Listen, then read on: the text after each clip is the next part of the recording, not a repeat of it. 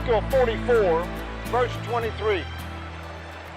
They shall teach my people the difference between the holy and profane, and cause them to discern between the unclean and the clean.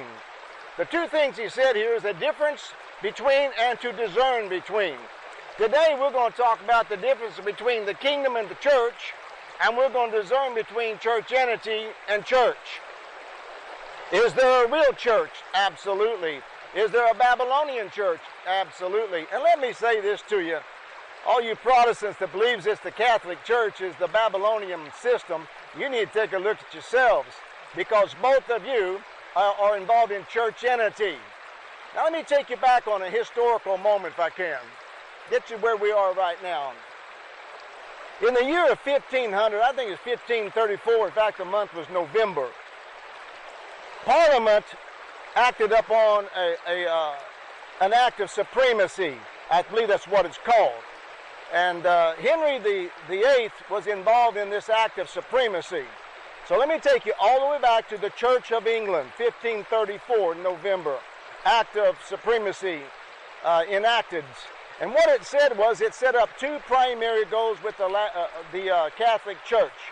Number one, it would own all the land. Well, number one was that King Henry now would be the head of the church. He usurped the Pope, which usurped Christ, which the pastors usurped Christ. So you got the Pope, King Henry, and pastors all usurping Christ because they believe that that's their church, their land.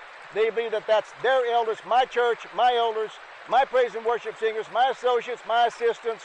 All of these words that you won't find in the New Testament came right out of Babylonian system.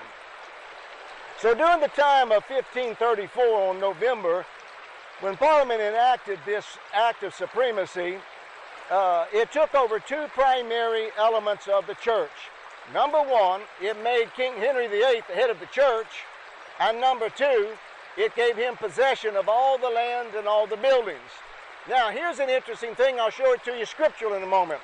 When King James was translated in the year 1611, that in the translation, the kings, both Henry, King James, would not use the word assembly, they used the word church.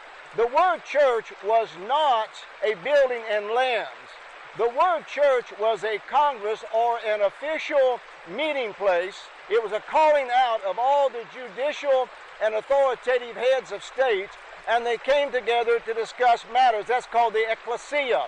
The word ecclesia was already established in the earth before Jesus Christ ever came around and used the word ecclesia.